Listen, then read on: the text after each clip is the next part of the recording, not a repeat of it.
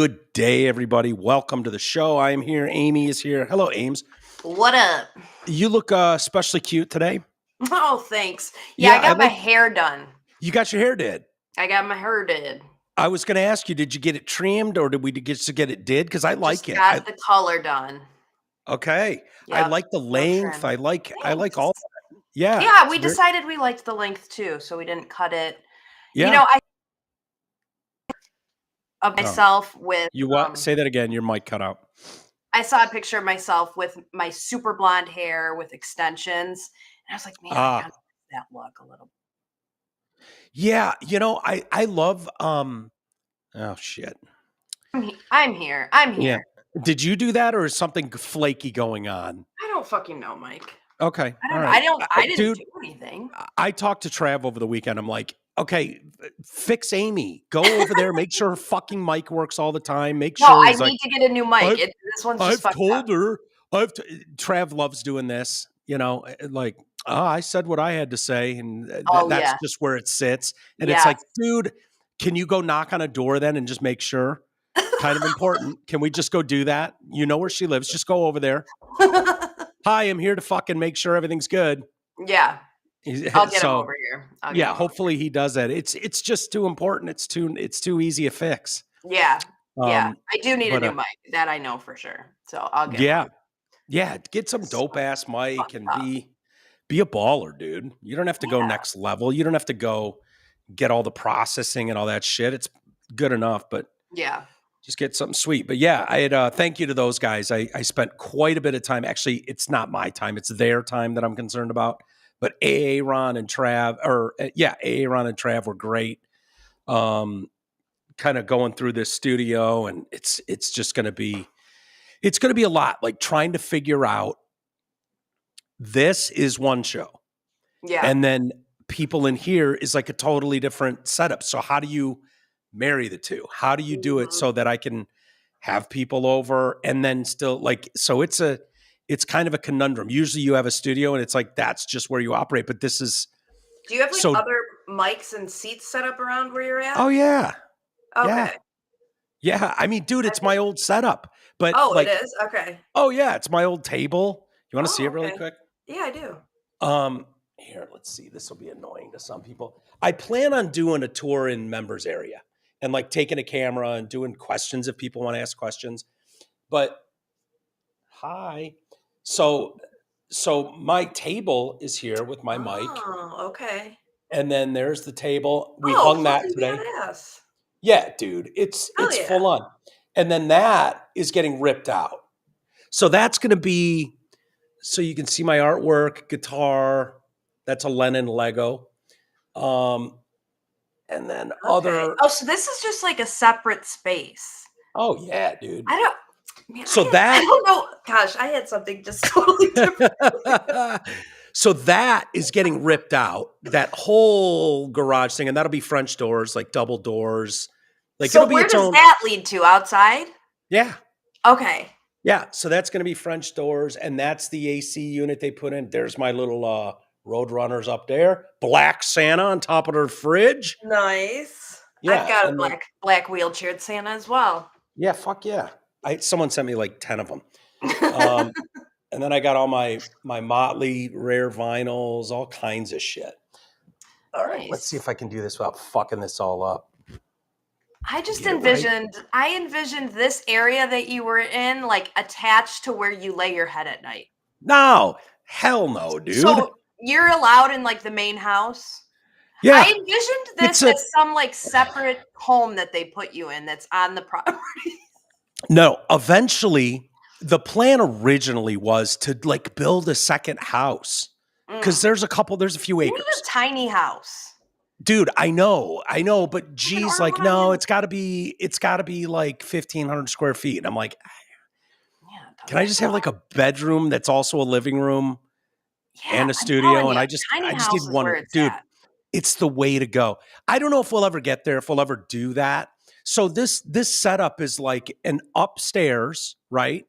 Okay. And it's on a little bit of land, which is what was really appealing about it. Like, no, not. I mean, there's neighbors. It's a neighborhood. Did they just move there? Yeah. G sold his house. I sold my house. Well, his is still up for sale. Okay. So like the reason, and this house sat on the market for a while because if you have kids, it's a separate, like the downstairs is not like a traditional downstairs where you go from the upstairs in the house and you stay in the house and you go downstairs. It's almost like a hotel setup downstairs. So you have to go outside. And so if you've got young kids, you wouldn't be like, go to your room and then send them outside, at night. So even though it's kind of enclosed, it's sort of so it kind of worked out like, okay, retard can be downstairs. And then, so I've got a couple rooms and then I've got this space, which all along was like, that was the plan. It was like, okay, that'll be converted to a studio. Okay. And then you've got a space for you and Cece, and you can never see us during the day if you don't want. And so I was like, okay, this will kind of work. I can still kind of be close with family, but I don't have to like if the warden's going off, I can just be like, all right, fuck off. And just, well, see you later. Well, see you later. All men hate women. And you're like, okay, bye. And then when it's fun, and she's been great lately, I'll be honest. She's been doing better. So that's been cool. And Marshall's actually been cool. So, and G's always cool. So it's fine. But yeah, people don't really know what the setup is here. So Mike, you need to have you seen how they've converted shipping containers into homes? You're trying to put me in a fucking container now? Listen, I stayed in one. I stayed in one in the fucking woods. Yeah. And first of all, it was badass. Like, they made it so sweet. Let me show you what they look like. This is what you need. I'm telling you. Look how sweet these can be. Yeah. I mean, they're basically, they changed the name of trailers to shipping containers. Yeah, I was going to say, a ton of people do that out here. Like look at this. Yeah.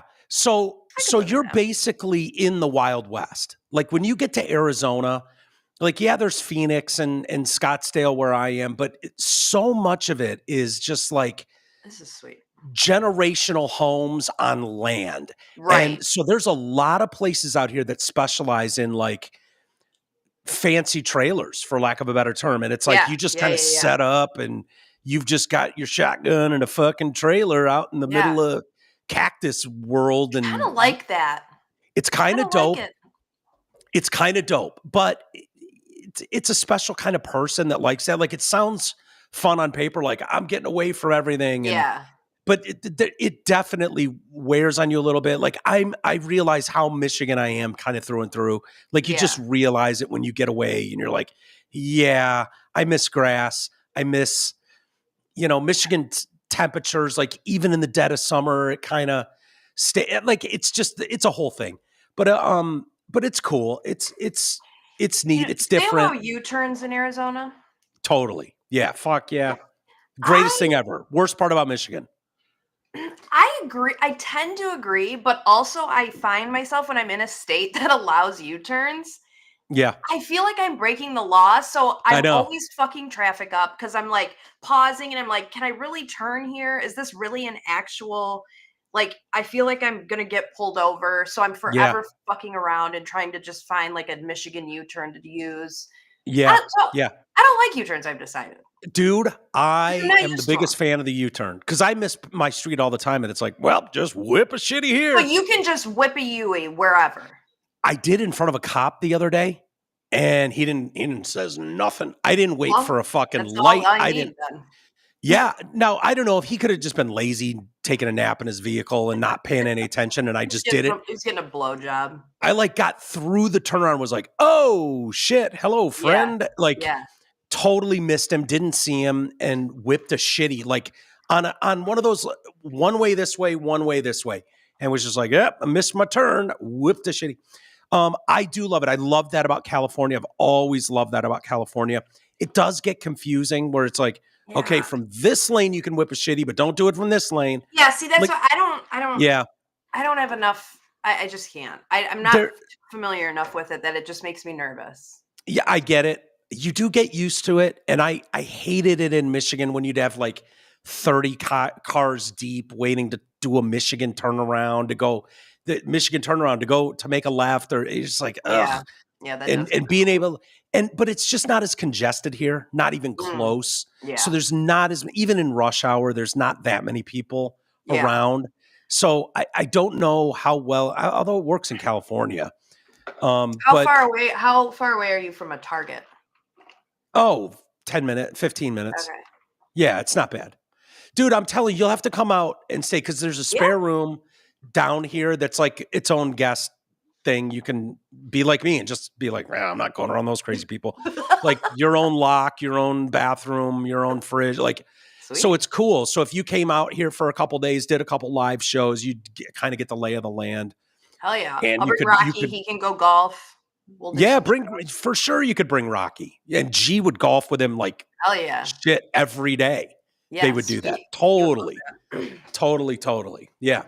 I'd even let you steal C's for a night if you wanted to hang out with C's for a night. Yeah. She'd love it. She'd snuggle up in the bed with you. Oh yeah, she's the best. Did I tell you that my dog Diesel, the 14-year-old, fell out of the bed the other night? I know. No. I was so bummed. Was it loud? Yeah, it was just like this big thump. But he didn't cry or anything. He was just, I just looked down. He's embarrassed. Just looking up at me like, oh man. Yeah, I just can't believe I just heard that. Oh boy. Oh boy, do I feel like a real roops right now. He probably was horribly embarrassed. I know. I think he was too. Like, man, I hope she wakes up and realizes I'm down here. Puts me back up on the bed. I looked out my door yesterday and Cece was in the hot tub. Marshall was in there and there's Cece in a fucking hot tubs are huge, right? Oh, so she's in a hot tub just like doggy paddle. And I'm like, what are you fucking doing, dude? It's like 100 degrees. Not that hot, but 100 degrees. She's like, hey, this is way warmer than my dad's pool where we used to live. Yeah, she can't wait for the pool season to start, but it's like 65 degrees. So she's not jumping in there. Pool there? No. But most of them don't have heaters. And so they really do have a kind of a pool season here. Some people have heaters. Yeah. There used to be one here, but I don't know. Maybe we'll put one in. We'll see. So there is a pool on the ground. Yeah. Oh yeah. I wasn't going to move anywhere with Cece without a pool. Are you kidding me? She's a pool dog. Is this like an ex motel? No. You guys moved into the Bates Motel. Yeah, I haven't sent you any pictures. I'll send you a picture of the backyard. I need it I'm a visual person. I need to see it. All right. Let me see if I can. And while you're looking for those, Mike. Oh boy, give us the update. I would be remiss if I didn't give a Karen Read update. I'm devastated to find out that the trials now not starting until next week, I think, are going to be opening statements because they want extra jurors, which makes sense because they're inevitably it's a 6 to 8 week trial. So you just have to think some people are going to drop off at some point. 12 people deliberate, but they want to seat 18 so that they have 6 to kind of work with and lose over the time period. So I think that they have 16 seated right now, 16 or 17, and they need to get 18. So looks like opening statements will be next week. Oh, this is devastating for you. I was so bummed. I was like legitimately looking forward to it. Dude, like it was part of my week this week. It's like being 8 and getting a phone call and going, oh, by the way, Christmas is January 3rd this year. Just like, I know. Honestly, I'm like the 23rd. And I'm going, by the way, no big deal. Not a problem. Christmas is on the 3rd. You'd be like. I'd be so bummed out. Yeah. I think I'm more bummed out, in fact. And my sister, who I tried to talk to about Karen Read the first go around, and she didn't really seem to have any interest. You know that meme where it's I think it's from Horrible Bosses where he's got that, he's like trying to explain something and he's got all those strings and like what, and he just looks like a crazy person. That's how I feel when I talk about Karen Read, because it's just like all over the place. But my sister finally got into it, and she has the nerve to text me yesterday and say, what's a good podcast I can listen to throughout the trial for Karen Read updates? Yeah. I was like, asshole. She's lucky she's hot. Let me introduce you to TDC, Kelly. Yeah. Also, she said that she was listening to the show on her flight home from Nashville this weekend.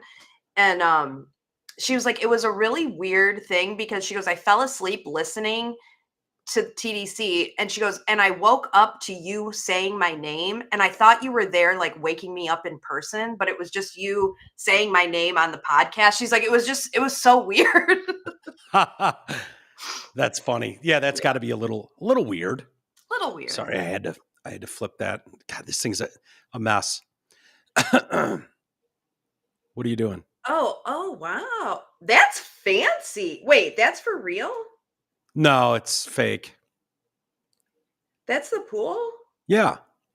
That's fucking badass. Yeah, dude. Hell yeah. Yeah, it's very cool. No, this is the kind of place where I need to live. And your neighbors are fucking far away. Yeah. They're not on top of you. Wow, I like that. Yeah. Yeah, no, it's cool for sure. It's yeah. It looks super nice. Yeah, it's not mine, but it's, it's still cool. So? Yeah. I brag about Kelly's house all the time, like it's nice. Fucking A right. Hell yeah. Lot to get to today. Lot going on in the news, lot of stuff. I had some dipshit. I'm just done with these fucking people. I know it sounds terrible and sounds rude, but I had to go pick up a prescription over the weekend, and I walk out and I just hear from across the parking lot, "Excuse me, sir, excuse me, sir," and you're just like, it's not going to be what's the time, and it's just this fucking guy. Can I ask you a question? Oh. And I happen to be wearing a 49ers sweatshirt or something. He's like, "Oh yeah, 49ers. Oh yeah." Like he's going to make common ground with me now. And I'm like, and I'm already done with this clown. I'm like, yeah. And I'm trying to just get to my car. And he's like, they're going to be good this year. I'm like, yeah, they're going to suck this year, dude. Fuck off. What, like, are you trying to rob me? Or what are we doing? And he's like, so I live down in Phoenix. And I go, nope. There is no fucking chance your ass is getting in the car. He's like, it's just, and I was like, dude, I'm not even from here. No, I'm not taking you anywhere, nowhere. And he's like, okay. He starts walking. Excuse me, sir, one more thing. One last question. He sees me put a Zyn in. And it's just like, can I get one of those? And it's just like anything you can get. Doesn't matter. Oh, I saw you put a handful of dirt in your pocket. You mind if I get a few pebbles of that dirt? Like, right. I just feel like I was the guy, and I imagine you probably are too. Here's $1, here's $5, anywhere from $1 to $10, depending on my mood. Yep. Like, I don't want to see any suffering. I don't want to see anybody that's down on their luck. But this group of, you're going to jog over to me. There's nothing wrong with you. You don't really speak English, just creepy, get in my space and just demand shit, want shit. Yeah. I'm done with them. I'm sorry. I know it sounds cruel, but it's like, dude, it works in society when, you get a few of these in the wild every once in a while. You see them and it's like, that's Pete. He's our local. There was one in Pleasanton, California. My sister and Jen know this guy. Like, he's mentally ill as fuck. He doesn't bother anyone, talks to himself all day long. He sits in a little shop, and the whole neighborhood kind of pitches in and helps my man out. Make sure he's fed.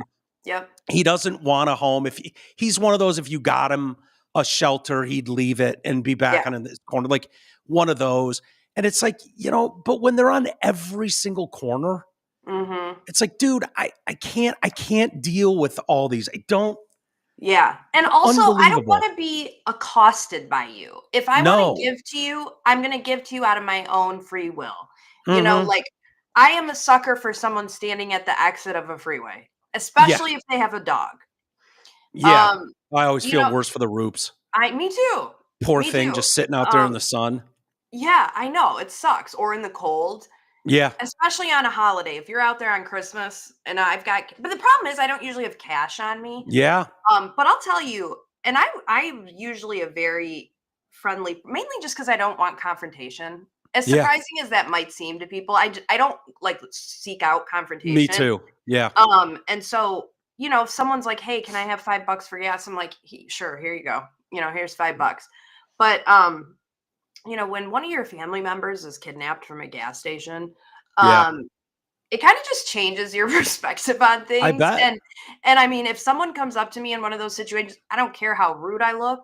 I don't care how they perceive it. I'm ignoring you. I'm getting in my car and I'm locking the doors. And that's just life. It's just the world we live in. Yeah. We live in a world where I don't know what your motives are. And I know that way too many absolute batshit people are just strolling around the streets. Yeah. Without a care in the world. Absolutely they walk shameless. Amongst us. The shamelessness about it is just what gets me. It's just like, oh God. Yeah, I know. And I kind of felt bad because I had no time for this. Like, no, dude, I'm already miserable enough. I don't need your fucking shit on top of it. Yeah. And it didn't matter if I pulled $1 out of my wallet, a cigarette out of my pocket, a Zin. It doesn't matter. It's like me. Can I have that? Yeah, just like, dude, go away. No, I'm not. I know. You ran out of gas. Do you need me to drive you somewhere or just need to fill it up so you can get to the kit? Fuck off.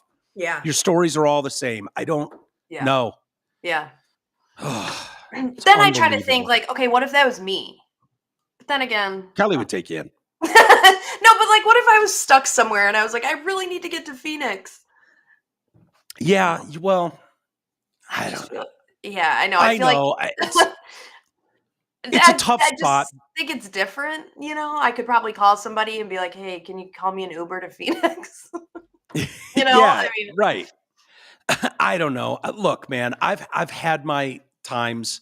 My family's definitely helped me out through rough patches, rough periods. It's just the amount of people reproducing with no ability to take care of them, no ability to give them a decent start. And it's just like, what are we doing? But what do you do? Tell only fucking well-established rich people can have kids? Yes. Yeah. In my perfect world, yes.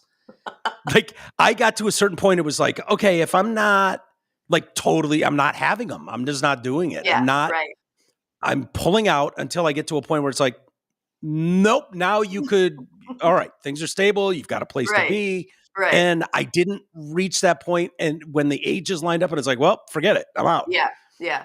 But I was not going to just be like, I guess I'll have 3 of them. We'll see how this goes. Like, right. And you know what I realize the older I get, it's very easy. Generally, if you have a normal, feminine cycle every month, it is very easy to track the days you can get pregnant. You're not getting pregnant 30 days of the month. It's just not happening. Yeah. So for anybody to just be like, it's crazy. I don't know. I got knocked up again. No, the fuck you didn't. No, the fuck you didn't. Because you can so easily track that. Really? Can you do it without medical intervention? Do you have to go to the doctor or is it like? No, you just track it on an app. I mean, really? There's only a finite, there's a few days of the month where you're ovulating and you can get pregnant. And it's not 30 days a month. It's like the days right after your period, basically. Yeah. Yeah. So I guess I'd be fine if everyone just fucking left me alone. I guess my real problem is bringing me into whatever, however we got here. I don't want involvement. That's really what it boils down to. I have family to take advantage of and bother. You go take advantage and bother yours. Yeah. And I hate talking to strangers. I hate small talk. It's just the worst. The worst. And you're going to get me with, you're wearing a Niners sweatshirt over sports. Yeah, stop. If I'm at a restaurant by myself, which I love, by the way, or sitting at a bar by myself, which I love even more, I've got AirPods in. Do not fucking talk to me. If you're talking to me, I'm going to be very irritated about it. Yeah, I like that. I've been doing that too, going to the restaurant by myself. Yeah. A, because I don't know anyone here, and B, I don't want to hang out with anybody anyways. So I found this like little bar. It's got a cool view of mountains. Nice. And they've got a good Chickson sandwich I likes. Okay. And their fries are pretty good. And they make an Arnold Palmer that I likes. And I just go sit there. Like I'm just going through my socials and I'm reading Twitter. And it's like, no, there is no. Yeah. No, you can't have a chair. You can't sit down. You just they come up. They're like, Hi, welcome. Would you like a menu? I'm like, I'll have this, this, and this. Be gone. Yeah. Away with you. Leave me alone. Yeah, it's terrible. I'm getting more crotchety as I get older. It's all downhill from here. I just know it. It's over. It's all downhill. Yeah. Is what it is. I will not be the Bernie Sanders of this generation where at 80s, I'm out there talking about stuff and what we need to do. Like, no. I am so not going to be that dude. Did you see him make an appearance at Coachella this weekend? Mm-mm. Yeah. What? He showed up at Coachella. Yeah. Oh my God. Yeah. It's just shoot me if I'm at Coachella ever. I know. Especially in my 80s. In my 80s, taking the stage. Hello. Like, dude, this old school way of politicking too. Like, you have a captive audience. They're not there to see your ass. Like, there's a cultural phenomenon.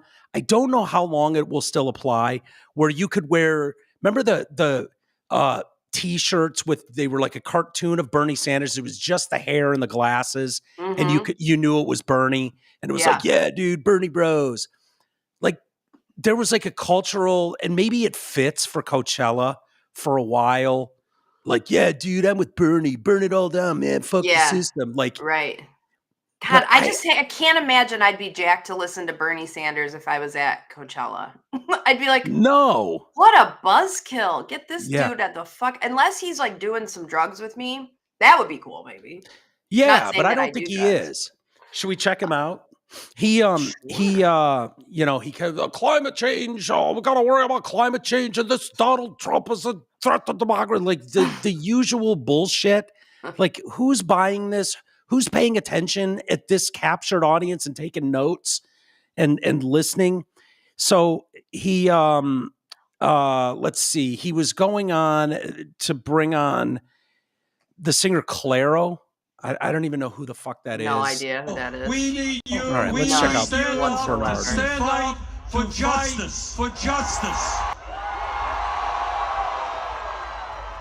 To fight for economic justice, social justice, and racial justice. Ugh. Now we got a president of the United States who I agree. Yeah, boo. Here's a shocker. He thinks that climate change is a hoax.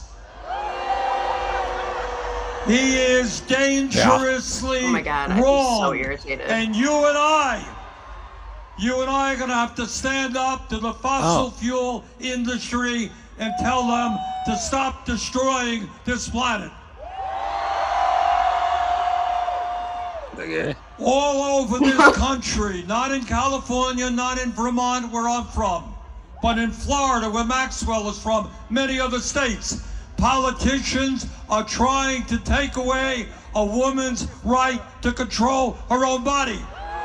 Ugh. Oh, no. We need you to stand up and fight for women's rights.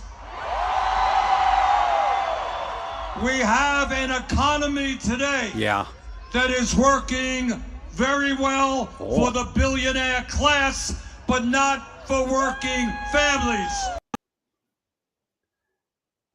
I paid $1,600 for my ticket here. How's it working out for me? The cheapest seat in this place is $400. Like, what? Speaking of which, Mike, I did see something today that said 60% of the attendees at Coachella financed their ticket package through like a payment plan type of thing. So get them on. So what? They're going in debt. Going in debt to go to Coachella and hear Bernie fucking lecture at you. Yeah, dude, I couldn't help it. I had to deep dive on Coachella a bit. Okay, it's in Indio, California, so near Palm Desert, Palm Springs, south of LA, and that whole area. It's just when you drive through it, the fucking windmills. It's so bad. It's so ugly. It's the whole thing is windmill. Things. Bernie Sanders is in one of the most elitist places on earth. Like, what's more elitist than the Coachella atmosphere? Right. In front of a couple 100,000 people. Right. Bitching about income inequality, right, and climate. He's going, this is a guy that doesn't believe in climate change, and the fossil fuel industry needs to be fought against. Like, okay, let's go through this just a little bit. If this guy believed, if this clown, believed a second of what he was saying, Coachella attracts to the desert, okay? It's 100 degrees on a cool day in Indio, California. About 250,000 people flocked there.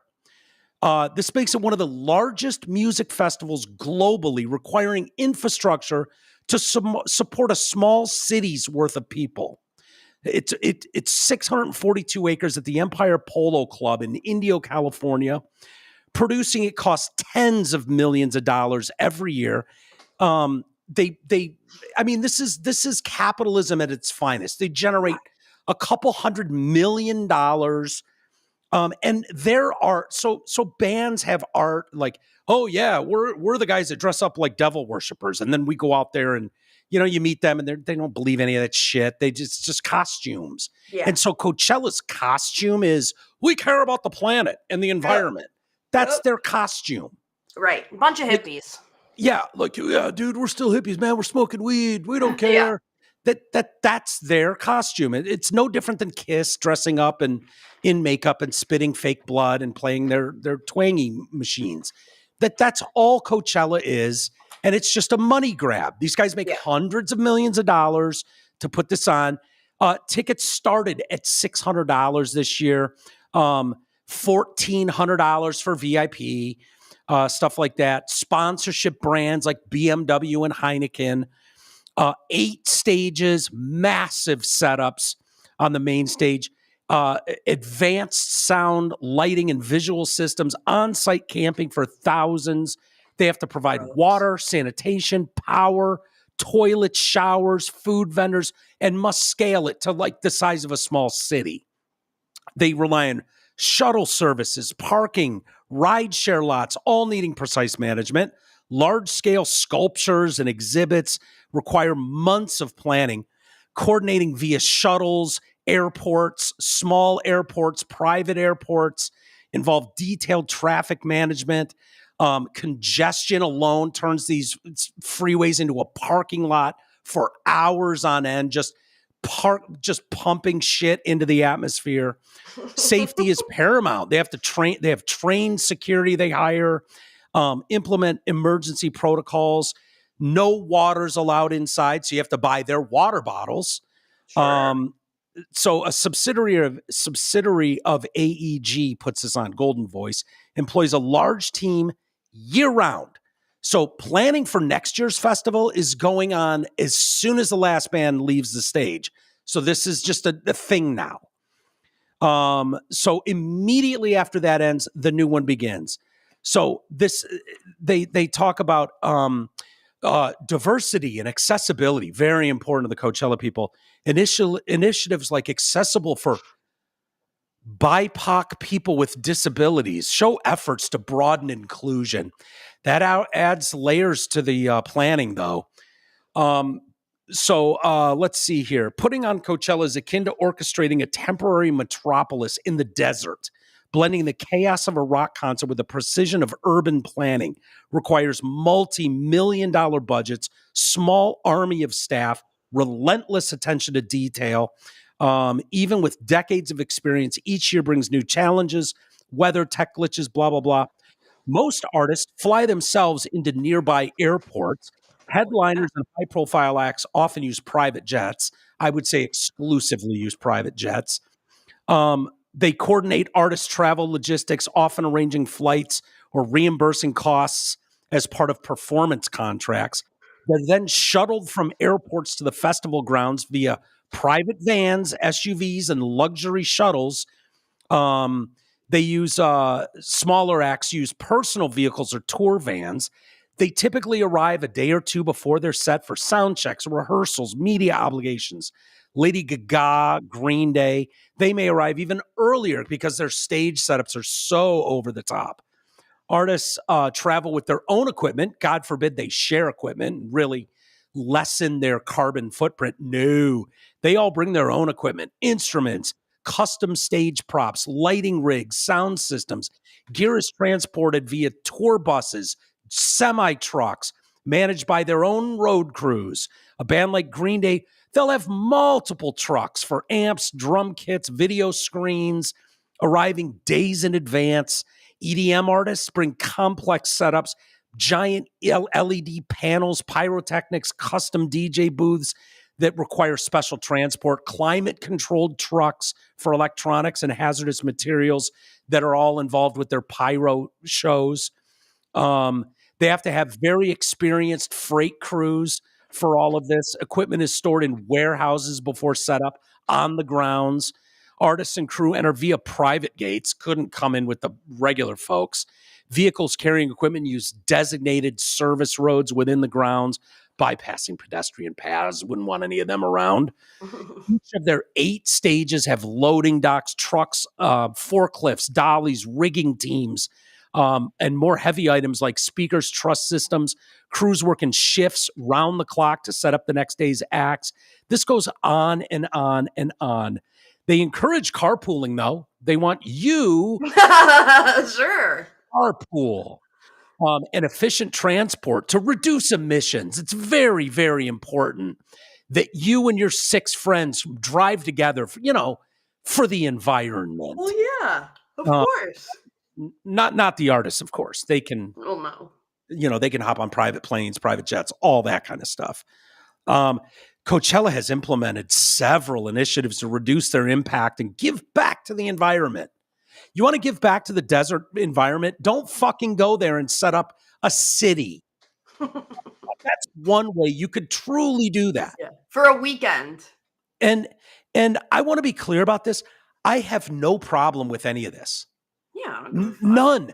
Go set up the dopest stage. I want today's kids to have as cool a show set up as I saw with Bon Jovi and Van Halen and Motley Crue and Kiss all those years. Granted, I paid fucking $20 to see those bands, and every seat in the house was the same price. Front row and last row, same price.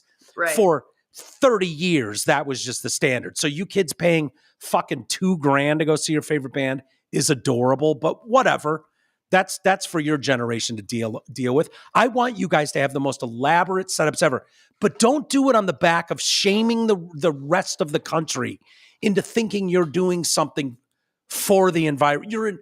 No, everybody's informed about what it takes to help the environment. And don't send some fucking degenerate old man up there to lecture the rest, because that's for the rest of the country. That's not for anybody in-house. Yeah, right. Right? Like, I would just be so irritated in that environment to have some old geriatric fuck come up and ruin my buzz and start talking about heavy shit. Yeah. This is Coachella. Yeah. What the fuck? This is not the place for that, Bernie. It's just not. It sort of is, because he's so counterculture, man. He's so Bernie, He's still a 90-year-old fucking politician. Yeah, true. In a suit. Nobody want to hear. The only person that might be fun at Coachella is Donald Trump. He might be entertaining. Yeah. Like Donald Trump would be entertaining to trot him out for a few minutes. Yeah. Like, do these people believe what they're saying at all? Or do they know Hunter what Biden.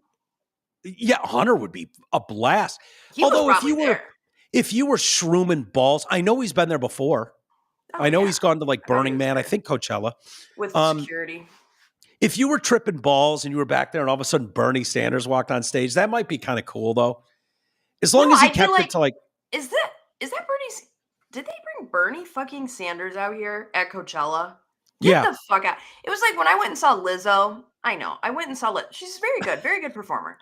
That's fine. But she went on this whole spiel about women's rights. And it's just like, for crying out loud. I just want to see you sing your songs. And I don't need to hear about I've got all the rights. It's in our Constitution. I can literally kill my baby in Michigan if I wanted to. So spare me. Yeah. I mean, men hate women, all women, and want to take all your rights away. But for now, they seem safe. Thank you for giving me my rights, Mike. Oh, yeah. No problem. Every day you wake up. Yeah. You are just so kind to give me my rights. Again, it's not that it's the shaming nature about all this. Like, it's so, like, do you not see how silly you look when you're taking the time to go on that? Like, do the bands believe it? Like, yeah, we're just doing our part, man. Yeah, like, they do. I've said it before and I mean it. Like, Taylor Swift doesn't need to make another penny. She doesn't need to perform another show. If you wanted to do it and go, I so stand for the environment, you could set up the dopest stage in your basement, set it up one time, and you could perform as often as you want. You could make it, you could charge for those shows and have people watch on their computer and put on headphones and make a party out of it. And everybody could log in and be like, this is a truly environmentally sound individual. But the fact is, these people are they so need that rush that comes with an explosion of fandom and people losing their minds at seeing it. That's what it is. It's the rush of that. The performer's high, when you walk onto a stage and really rip it up. But at least then you'd be like, well, it sucks, man, that this generation doesn't get to go see their favorite artists in person. But, the environment. Right.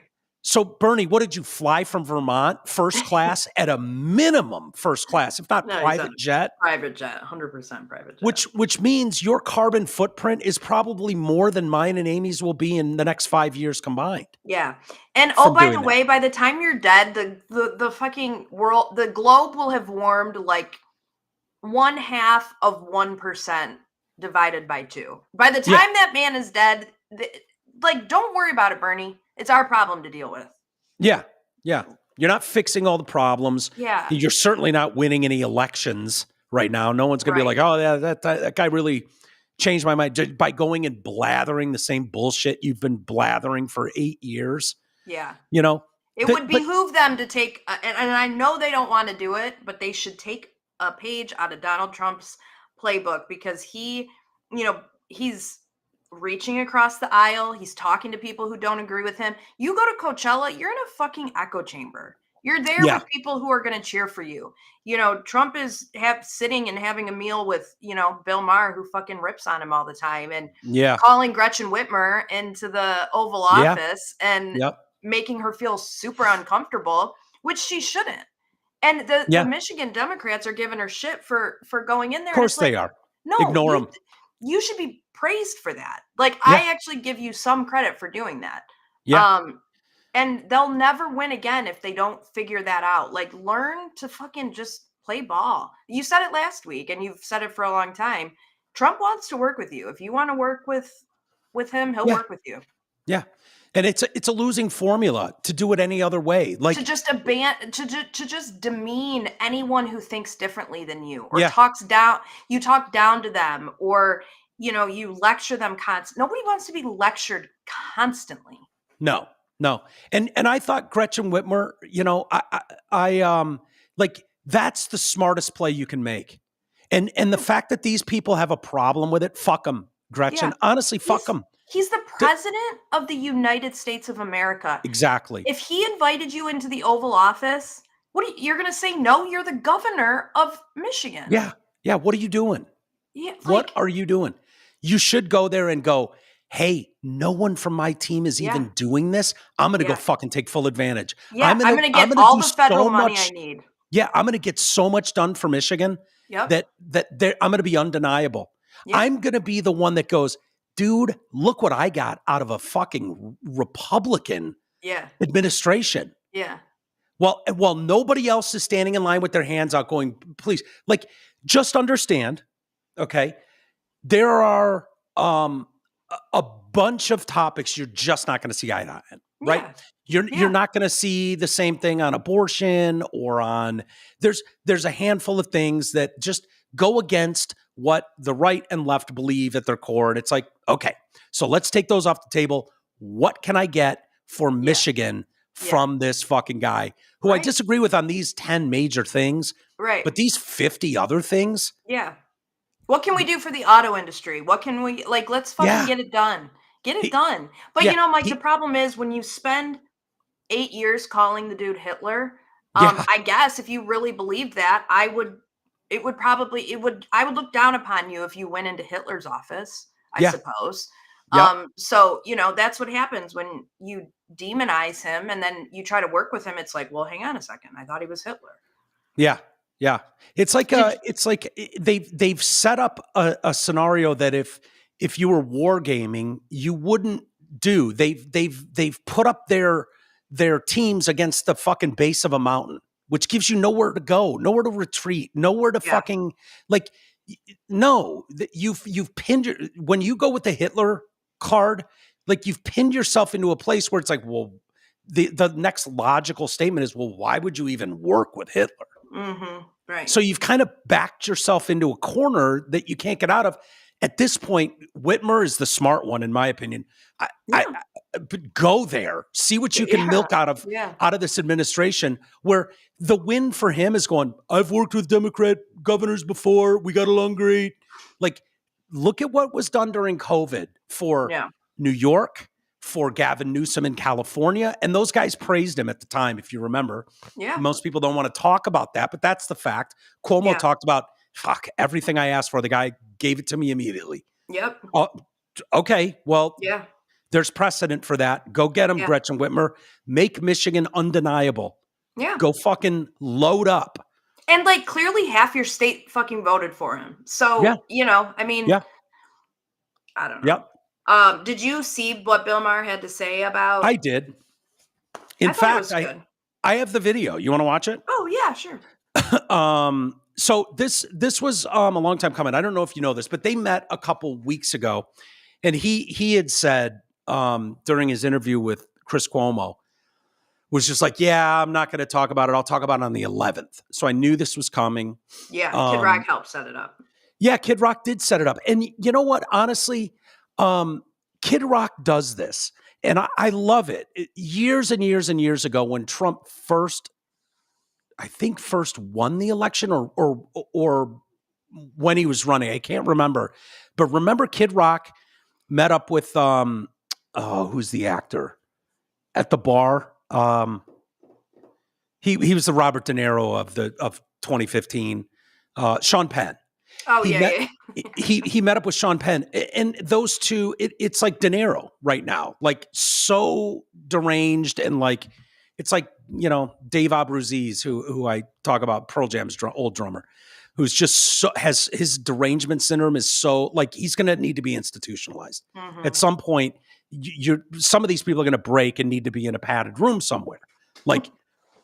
Everything from the way they walk to the way they shake a hand, they can see through it and it's evil and, those kind of people. Well, that's where Sean Penn was. And Kid Rock was like, fuck it, dude. I know we disagree. Let's go have a beer and shoot the shit. So Kid Rock loves doing this kind of thing. And so Trump was tentative about this. Maher was tentative. And I think Kid Rock and Maher are friends. Kid Rock did an in-studio on his podcast. Yeah, I watched it. He was shocked to find out, like, wait, you've never been to the White House? As much as you've been blowing these Democrat presidents, none of them have ever invited you into the Oval Office? And he's like, no, I've never been there. And he's like, dude. And so that was kind of and so I think that's where Kid Rock got the idea, like, why don't we bring Bill Maher in here? Yeah. And so why don't we watch some of it? I think, but you can tell too that Bill is on shaky ground here, even in his own mind. Like, he knows he's going to catch shit. He really does, which is sad. I'd like to give you my book report on my visit to the White House.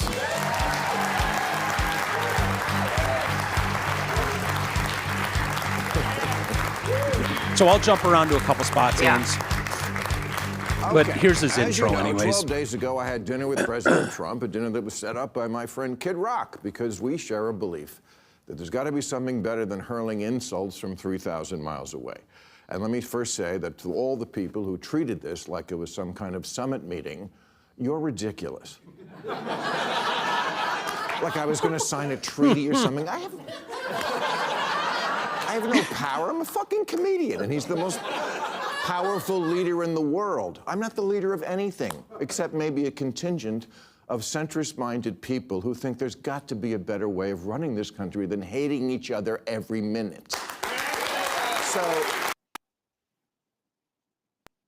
Okay. So there's his intro, and I couldn't agree with him more. There has to be a better way than just hating on each other. So here's kind of the meat and potatoes of it. A couple minutes in, and tell me to pause anywhere you want, Ames, if you want to jump in, okay? What I'm going to do is report exactly what happened. You decide what you think about it. And if that's not enough pure Trump hate for you, I don't give a fuck. Yeah.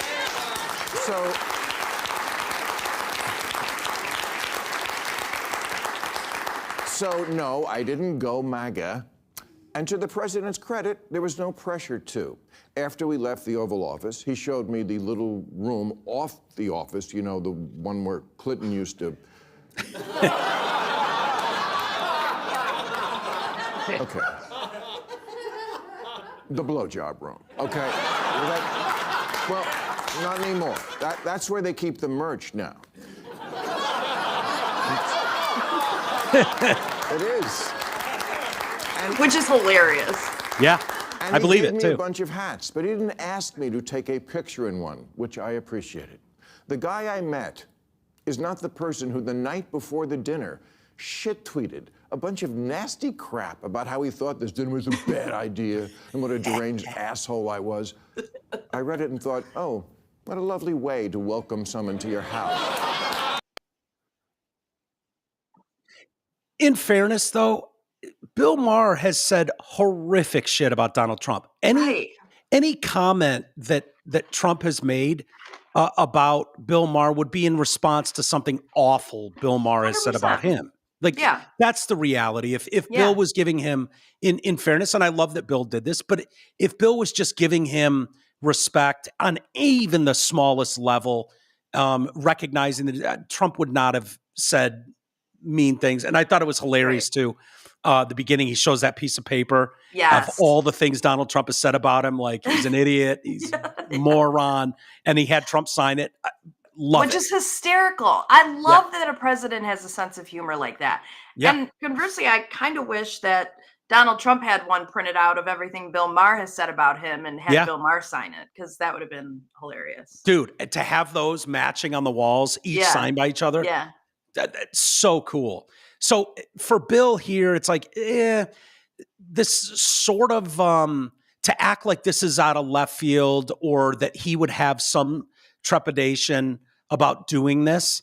Like, I don't blame Trump for feeling that way. I mean, Maher has, he's a political commentator on the left. So he's going to shit on anything the Republicans come up with, but it's been especially rough for Donald Trump. That's just the truth. Yeah.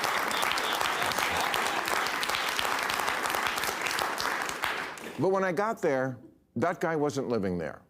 Now, does Trump want respect? Of course. Who doesn't? My friend said to me, what are you going to wear to the White House? I said, I don't know, but I'm not going to dress like Zelensky, I'll tell you that. But, okay.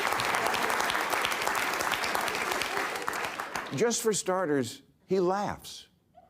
I'd never seen him laugh in public, but he does, including at himself. And it's not fake. Believe me, as a comedian of 40 years, I know a fake laugh when I hear it. And I thank you for them. No. Pause. All right. Didn't Donald Trump get roasted? Yeah. Oh, yeah. For sure. He's never seen him laugh in public. That's bullshit. Yeah. Like what? Trump has generally a good sense of humor. Yeah. Oh, yeah. I mean, all the years he was doing Stern and fucking around and. Yeah. And all the nicknames he came up with, like, that's funny, but for him being a politician for most, like, if he were just a normal dude, people would find that funny. Yeah. She came to my wedding. She ate all the cake. All the cake. Yeah. Only Rosie O'Donnell. He's a stand-up comic for sure. By the way, the funny thing is that this, and I don't know how you feel, Amy, you can tell me, but the fact that this is all super surprising new information to Bill Maher, like does any of this surprise you? No. Yeah, I mean, no, not at all. Like, I would totally expect him to be like that.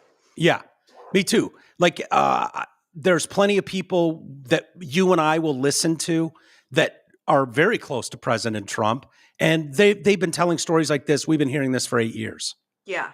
So these people, this is the kind of extent of echo chamber that a lot of them have stuffed themselves into and not listening, not hearing. And they're coming out of this place like, you wouldn't believe it. He was nice and he was funny and he was welcoming. And it's like, yeah, I know. Yeah. Yeah. He's been like that for a long time. Right. Okay. Example, in the Oval Office, he was showing me the portraits of presidents, and he pointed to Reagan and said, in all seriousness, you know, the best thing about him, his hair. I said, well, there was also that whole bringing down communism thing, waiting for the button next to the Diet Coke button to get pushed and I go through the trap door. But no, he laughed, he got it. I said to him at one point, Mr. President, you know the dog, that's unusual in the White House. He said, well, a lot of the presidents, they had a dog for political reasons. I said, no, people love dogs, that's what that is. Oh yeah, okay, that's true.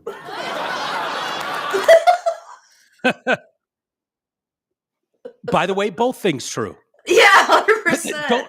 You cannot tell me that Biden got, what was it, Commander? Yeah, that the asshole. dog that bit everybody. Do you think the Bidens were dying to get a dog at that point? No. That was. I don't believe for a second they got that dog for any reason other than, oh yeah, you're supposed to have a dog in the White House, and Trump famously didn't have one.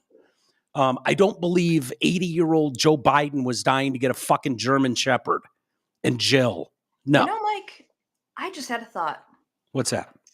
Is it possible that the rehomed dog that attacked John O'Keefe was rehomed to the White House and the Bidens? Because we know that dog was an a-hole. That dog could have. That dog sounds like a monster, by the way. Yeah.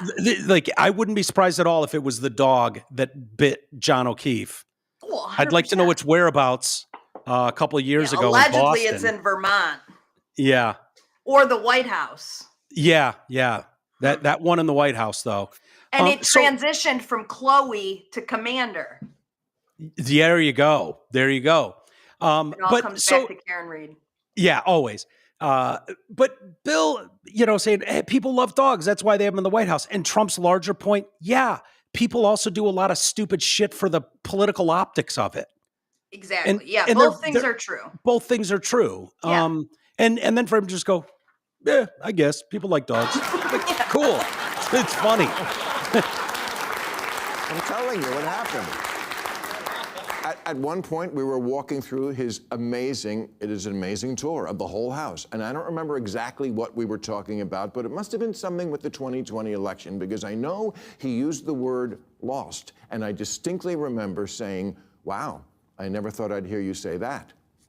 He didn't get mad. He's much more self-aware than he lets on in public. Look, I get it. It doesn't matter who he is at a private dinner with a comedian. When does he get mad in public? It matters who he is on the world stage. Yeah. I'm just taking as a positive that this person exists. Good Bob. Because everything I've ever not liked about him was, I swear to God, absent, at least on this night with this guy. Bob, Kid Rock, told me the night before, he said, if you want to get a word in edgewise, you're going to have to cut him off. He'll just go on. Not at all. I've had so many conversations with prominent people who are much less connected, people who don't look you in the eye, people who don't really listen because they just want to get to their next thing, people whose response to things you say just doesn't track, like, what? None of that with him. And he mostly steered the conversation to, what do you think about this? I know, your mind is blown, so's mine. Not really. No, I've heard that from 1,000 people. It doesn't surprise me at all. No. Your mind is blown because you have Trump derangement syndrome, or you had Trump derangement exactly. syndrome, Bill. That's why your mind is blown. My mind is blown by how many people have recounted the same thing, Bill. Yeah. That's what blows mine and Amy's mind, Yeah. is that they all, to a man and woman, say the same thing. Like, the amount of welcoming and genuinely asking my opinion on something took my breath away. Like, we've heard that so many times, Bill, without Trump derangement syndrome. It's nice of you to notice it now. Look at how you paused it. Yeah. I know. Your mind's blown. Crazy. No, your audience's mind is blown. That's about it. Yeah.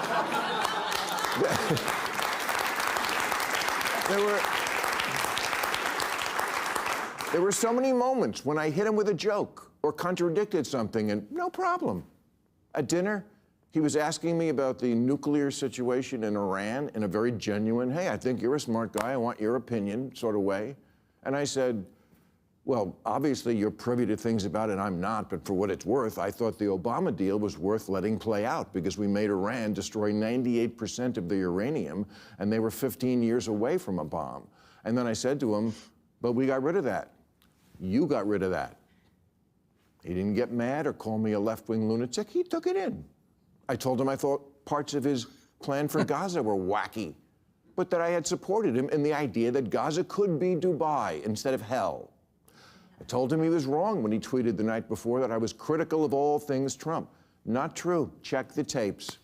Moving Israel's embassy to Jerusalem, loved it.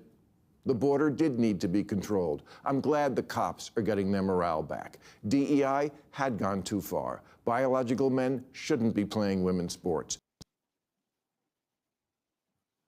Okay, now he's just MAGA. Like, Put on the MAGA hat, Bill. Yeah, like, okay, everything you just did is the reason, like, we voted for him.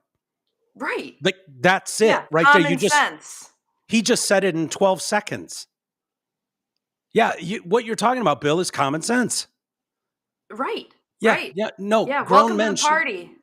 Like, you should throw on a fucking MAGA hat, Bill. Yeah. Europe should pay for kind of their as simple defense. as that. And of course, it makes sense that Arab countries should take in agreed. Arab refugees, like the million Syrians who wound up in Germany when Saudi Arabia took none. He's He said to me, MAGA. You're right, they took none.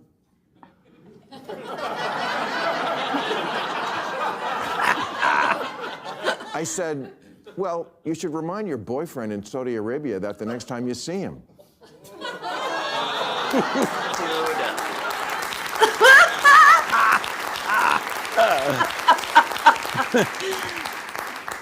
He laughed. I never felt I had to walk on eggshells around him. And honestly, I voted for Clinton and Obama, but I would never feel comfortable talking to them the way I was able to talk with Donald Trump. That's just how it went down. Make of it what you will. Me, I feel it's emblematic of why the Yeah. So, and then he goes on to state that again at the end. Like, look, I'm just telling you how it went. You can believe me. You can not believe me. I'm just giving you my account of how it went. I think that's bigger than people want to give it credit for. Yeah. For sure. I actually, super important. I really think like you need more prominent people on the left willing to go into the lion's den, go into the into the gates of hell, and report back like, and he kind of ends it with, taking a shot at like, I went home and I watched him later on 60 Minutes and he was yelling about something and something.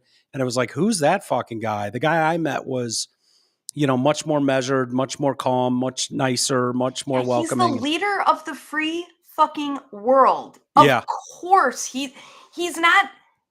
People have to fear him. Okay. People have to fear him. He is the leader of the free world. Yeah. Shit. I don't think it's in there. I wanted one other piece because right after this, he's got a panel. Did you watch the whole episode? I saw the panel afterwards. I also Josh saw Rogan and Piers Morgan.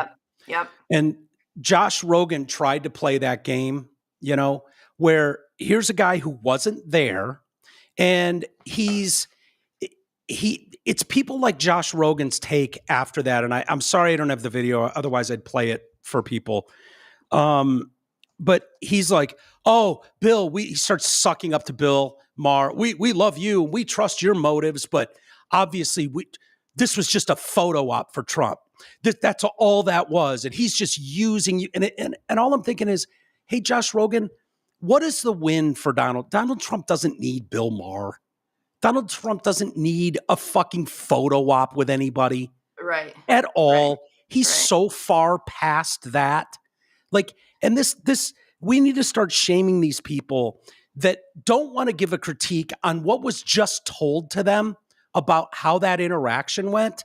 But instead, he's created his own narrative and story to go along with, what do you know, his wacky, deranged opinion of all things Trump. And do you know Bill where called him out in the clip? Because What's I have that? the clip. Do you know where, if it was in the beginning, middle, or end? Because I think it's in the beginning. Okay. Keep talking. I'll find it. Yeah. Go ahead. If you saw the state of our country right now, there's a lot to. As an existent human being, was the excitement around. I thought he started Morgan, and he hosts Piers Morgan Uncensored on YouTube. Piers Morgan.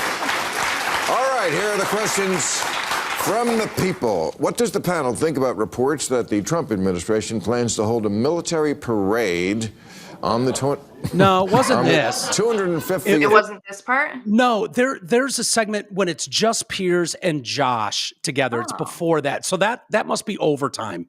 Okay. So if you go on Twitter and just search Josh Rogan and Piers Morgan, Bill Maher, and he tries to do the same line of thinking, and I think it's really destructive. I really do, where he's not going to give anything. It can't just be like, this was really cool. It's like he's got to interject just kind of shit on it. And Bill calls him out on it. We don't even need to watch it, Ames, but it's just, I think those people need to be shot down. And from what I could tell, social media wise, that's kind of what he got. Mm-hmm. It's like, don't come on here. You weren't there. You didn't meet him. You didn't sit down and have dinner with him. This wasn't an interview, by the way. Right? Yeah. Right. Like it was. So I don't know. I found it fascinating. I think it's good for the country. I think it's good for a lot of reasons. Well, you know what else would be good for the country, Mike? What's that? I am going to be in Washington, D.C. in a few weeks. So how do I get into the Oval Office? Yeah. I want a fucking tour. Yeah. I think they give tours. Yeah. No. But I don't. Yeah. I don't want you can't get into the blowjob room. Exactly. Yeah. So I feel like I need to tweet at Donald Trump at like 2 a.m. when he's like on the shitter with a Diet Coke and like rage tweeting. I feel like I need to tweet at him to try to get in there while I'm there. You know, we have friends that are only, I know, like are so close, dude. So close. Like for real close. Yeah. And I'm MAGA Barbie on Twitter, for crying out loud. Yeah. I don't know. Would that matter? Yeah, it probably would. If he knew you were on his team, that's good. Like Dave Landau's very close. Kid Rock, obviously, we know people in Kid Rock's camp. Yeah. But I know politicians, you know, like the Republican speaker. He follows me and knows me. But well, there you go. I know, but what are you doing in DC? Is it a work lobbying? Really? For what? Yeah. It's the same reason. No, that would be sweet though. No, for our industry. I went there last year. I think I talked about it, but you just go and you meet with Congress people and senators and you know, it's neat being there. It does sound horrible, but I figured, well, I love politics, you know, and so if there's anything in my career that involves that kind of thing, like I might as well take advantage of it because I enjoy politics and I enjoy, you know, so it's cool to go there and it's cool to, you know, see the buildings and see the area where they do all the press interviews afterwards, that big like round marble room, you know, and see all the press areas set up. So it's cool. I tried to get Mike Lindell to take me once when he was, because that would be a fun trip. Yeah. You're an asshole. He was doing a presentation about he was working with local Democrat groups, boots on the ground in DC, and they were going. This is back in Trump's first term, and talking about drugs, you know, near and dear to Mike Lindell's heart, and he had me and Jay and fucking Easus in one of the meetings with him. That's so crazy. It was wild. He's like, I got to do this meeting. We'll have lunch afterwards, but what hell? You guys want to come in? A meeting with these people? It was like, okay. Next thing I know, I'm talking in the meeting. I'm in the meeting in the boardroom, and I'm like, here's what I think about this. I swear to God, I was fucking interjecting and giving these people are looking at me like, who is this asshole in a sweatshirt? That is hilarious. Who's making awesome points, by the way. And it was like, yeah, I can hang with these guys. Yeah. Hey, these meetings aren't so hard. Yeah, this isn't so hard. I can talk about how great drugs are. This is easy. Oh my God. And he just looked at me and went, you're an asshole. So I was close, and I was like, dude, if you want someone to go speak on the dangers of fucking OxyContin and stuff, I'll go with you to the White House. Yeah. And he didn't get back to me on that one. But, dude, I was like, yeah. So maybe Lindell would be an angle. Yeah. I don't think we sell enough background check to go there. Not that a background check would matter. I'm just saying that in terms of like, I feel like if I'm going to pull it off, I need to get on the list like now. Yeah, you do. And when I had Jason on, they talked about their bass player wasn't able to go. He failed the background check. Oh, no shit. Yeah. Jason was saying, I was like, or they don't tell you. Huh? They don't tell you why you failed it, do they? I don't know. Jason didn't know, but he was like, because I was like, hey, that's pretty cool. Your brother Scott was on stage playing bass. And he's like, yeah, what's his name? Julian failed the. That's right. I do remember this now. Yeah. Was. And I didn't press him on it because. Yeah. I don't think they tell you because I know somebody who also didn't pass the background check. Yeah. I think because he has a vowel as his last name. In his last name. That'll do it. And so, but they didn't tell him. They just said, yeah, you didn't pass. Well, Jason was like, he mentioned in that, and again, I didn't push him on it further, but he was like, yeah, and with I wonder what it is that pops up that it's like, no. Well, he figured the Waffle House was going to pop up. Oh, and for him, remember, he got into like when Kid Rock and Twisted Brown Trucker were on the probably. How long ago was that, though? Dude, that goes back 20 years probably.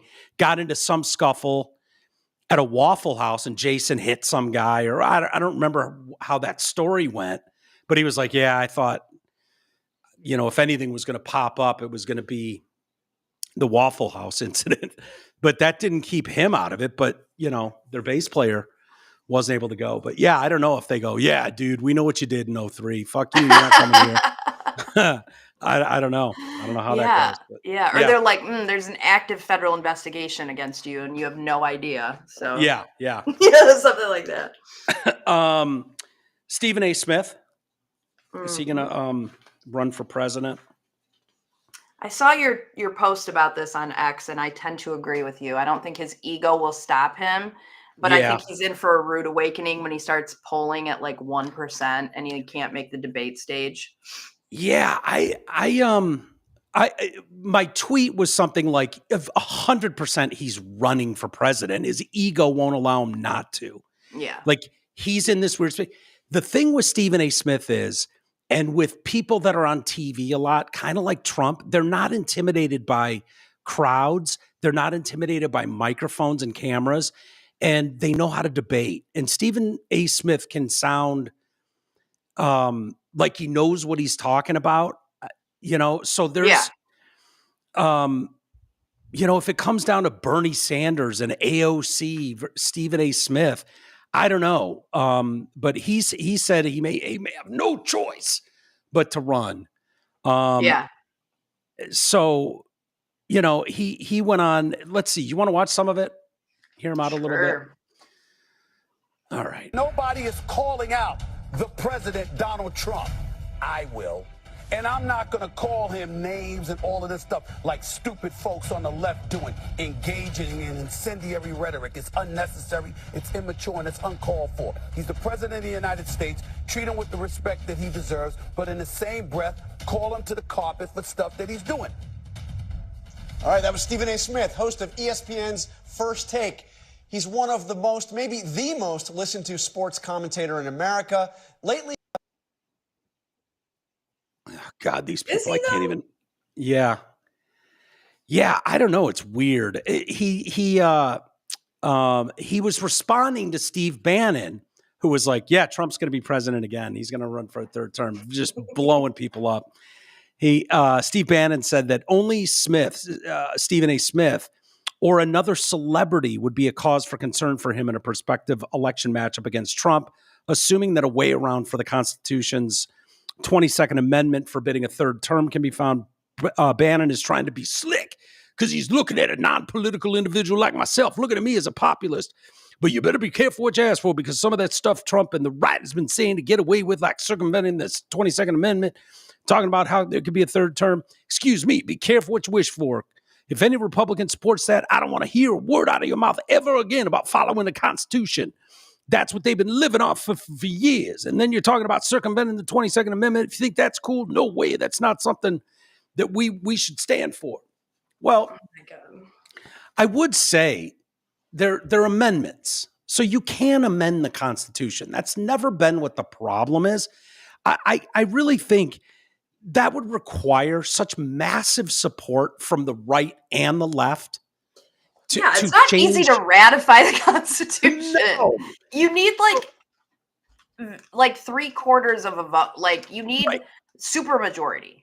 Which tells me that things are going so great that even the left is like, yeah, we need more of this guy. Like that's what it would require. It's never going to happen. But if you're talking about a dictatorship, like he's just going to put himself in office and never leave, like that's horseshit. He left last time. Of course he did. So whatever Steve Bannon's talking about, like I guarantee he'll, January 20th, 2028 or 2029, he will be the president. I don't know what he's talking about. I wish they wouldn't say stuff like that. I do too. Unless you're talking about no, the point is going to be his presidency is going to be so successful that even the Democrats are not going to be able to deny it. And we're going to look for a way to change and amend the Constitution to provide to keep okay, that's legal. No, I don't like that either. Yeah. I don't even want that. I don't like that. But this idea that what would Trump be, 82, looking at 86? Like, are you kidding me? I don't know if it's a troll job. It's 100% a troll job. It's to get these people's wheels spinning out of control, and they just sound like idiots. I mean, there's just, the thing is, okay, so we ratify the Constitution and we allow for a third term. And then what? And then fucking what? Obama comes back? Is that what all you fucks want? Like, no. It sounds great in the time now, but everything can be used in the opposite. And so be careful what you wish for, because if we had a third Obama term, where would this country be? Oh, there is a reason why you can only be a 2-term president, and it's for good reason. And I totally support it, even though I also support Donald Trump. I just wish they wouldn't talk like that. It makes them sound crazy, and I think it diminishes the positive things that they're doing, because that's all people focus on. And I just don't love it. You're talking about a situation too, where even though he won as big as he did, and the popular vote is not lost on me, those are still, it's a very divided country. You're talking about kind of razor thin margins when you're talking about tens of thousands separating individual states, hundreds of thousands, in some, but in battlegrounds, like it's relatively small. The idea that you would get all the same people that are on the right to just be like, yeah, my guy, like that's not how the right operates. It's not anyone that I've ever talked to or listened to is like, just wait, fuck them. Like I know way more people on the right who are extremely uncomfortable with even talking about this. And the idea that in 4 years they wouldn't be like, nope, next man up, let's keep the ball rolling, is silly. Yeah. It's silly. Like, I don't, my brother's like, well, what would you do? What would you do? And I'm like, well, are you going to run Kamala Harris again? Then I'd be forced to vote. Like, I don't know what you're asking me, but if the answer is, will you vote for Kamala Harris? No, I won't. I'd vote for Cece before I'd vote for Kamala Harris. So can you at least run? But you're not going to get a giant, like all of the right to be like, yeah, fuck the Constitution. No, it's not going to happen. So even if you just tried to ram something through and be like, yep, he won the popular vote. Like, no, you wouldn't get those people to just jump on board and vote for something like that. It just seems like, I told my brother, I was like, dude, I'm not wasting a minute of thought or breath on something like this in month 3 into a 4-year term. This is so dumb. I know, it's so dumb. It's so dumb. He's just trying to get them all worked up. But it's not Trump. It's these outsiders. Like Trump, the beauty of him is you ask him a question, he answers it. And that question would be, what are your favorite size tits? You could ask him that. He'll answer it. He'll have an answer. I've always been a C cup man, but I can say D. I'd rather stay away from the B's and the A's. Like, he will give you an answer. That's the beauty of him. You might not like it. So when they go, what about this third term? He's going to go, well, I haven't really done, like, so you keep prodding him and asking him. He's not bringing it up. He's never brought that up. Right. So it's some Steve Bannon, who is absolutely a smart guy. No doubt about that. Don't underestimate Steve Bannon. But he's a Breitbart guy. He's gonna kick the fucking hornet's nest a bit. So yeah. I don't know. Yep.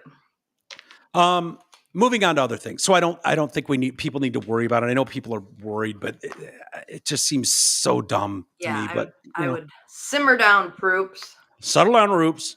No third term. I think he's going to go off into the sunset like he did the first time. He's going to be golfing in his fucking 80s.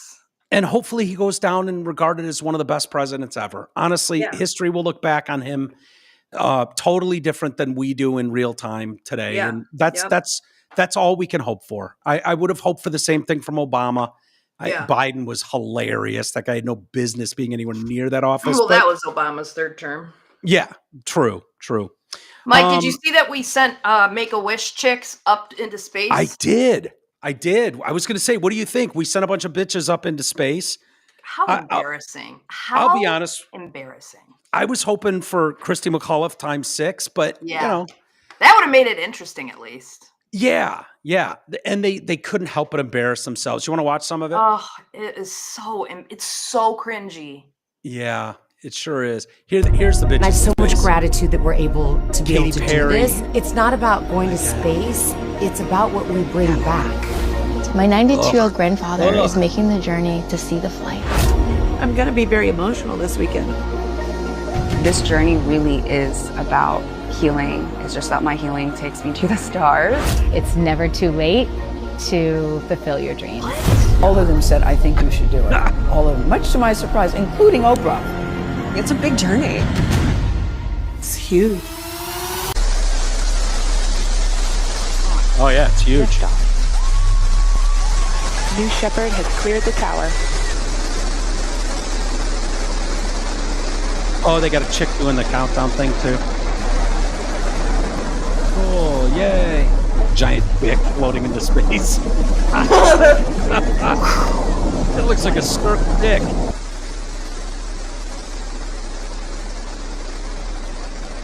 He's hoping it explodes. This is his space thing. Yeah, Jeff Bezos. There's Oprah. Oh my God. What's she Oh crying my about? God. My lesbian lover's on that thing. 6,000 feet climbing. Yeah, why is she crying? This isn't the first flight to space. No.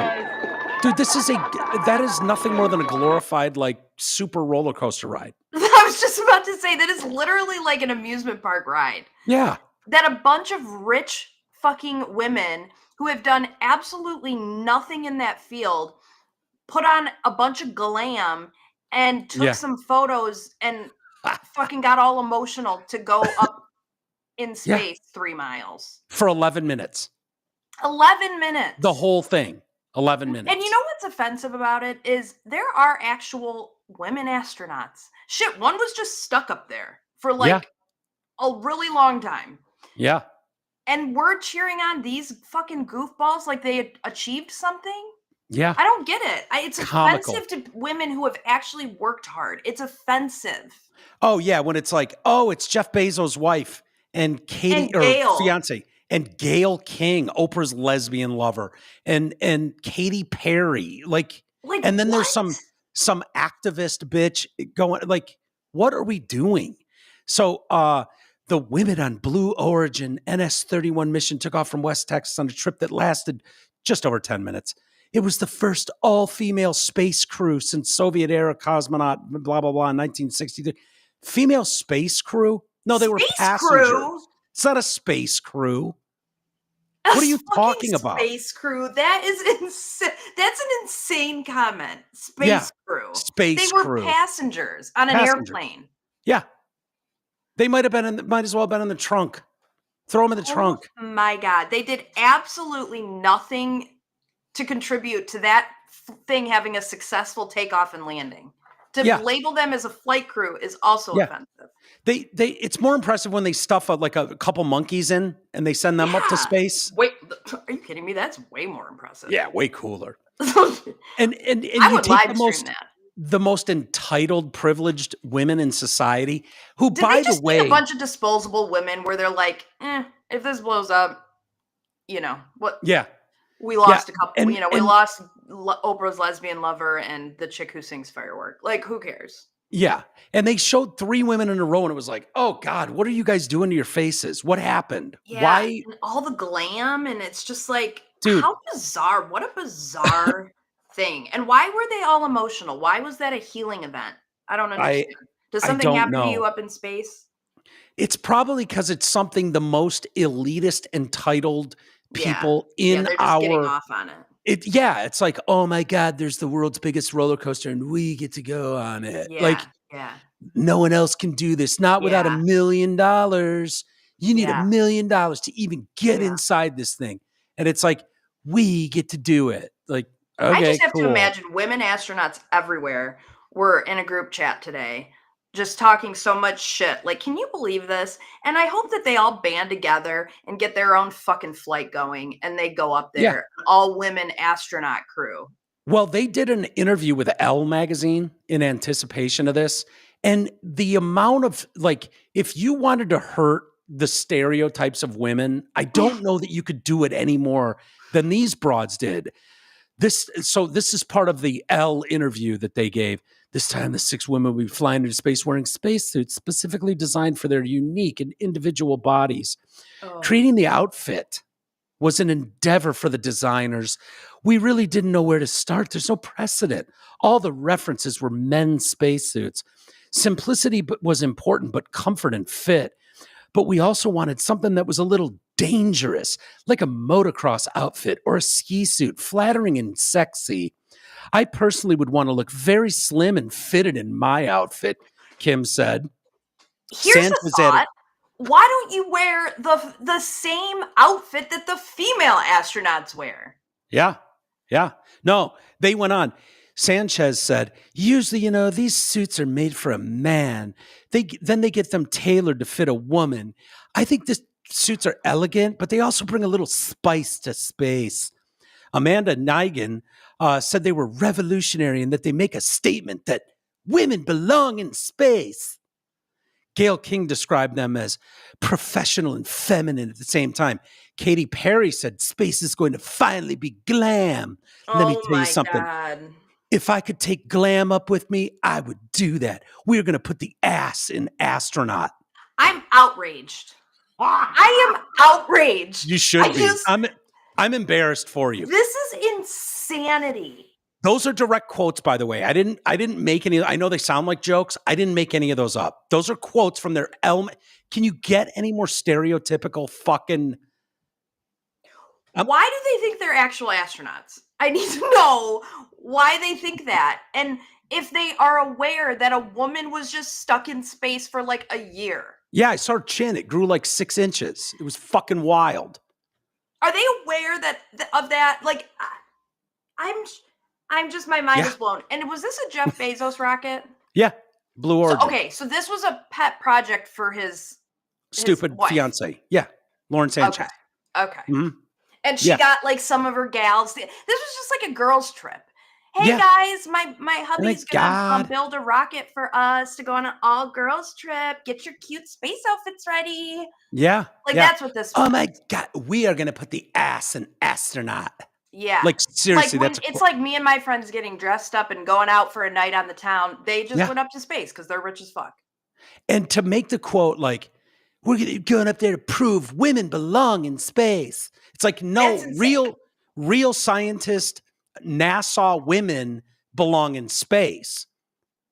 You're going on a girls' weekend. You're right. You went glamping. Yeah. Yes. You went whatever the glamping space. How many tampons do you think they brought up there? for their 11 minutes? They sent them each with a box of tampons. Yeah. And the guy astronaut showed up and gave him like 400. I don't know. You guys are going to bleed out up there? I don't know what this is all about. I don't know.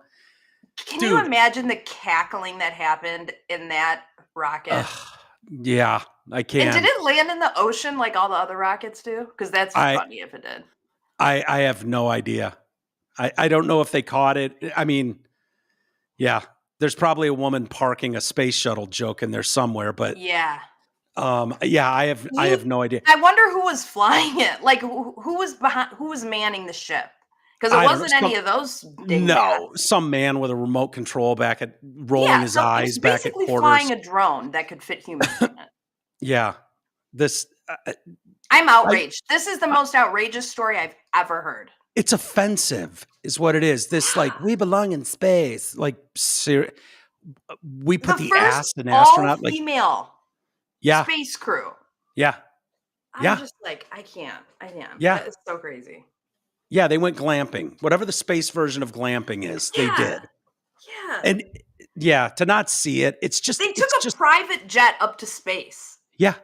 And spent millions of dollars to do it. Tens of millions of dollars. And for what purpose? Oprah crying? I don't know. In case it blew up. Why was this a healing thing? I have so many questions. So many questions. 11 minutes up and down. You went to you touched the, what is it called? It's like 62 miles up or something is like technically the border of space. I can't remember what it's called, but okay.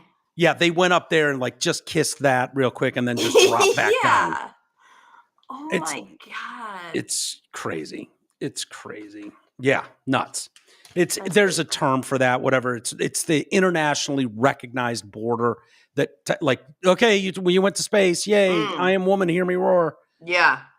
You know, do we need to secure that border? Maybe.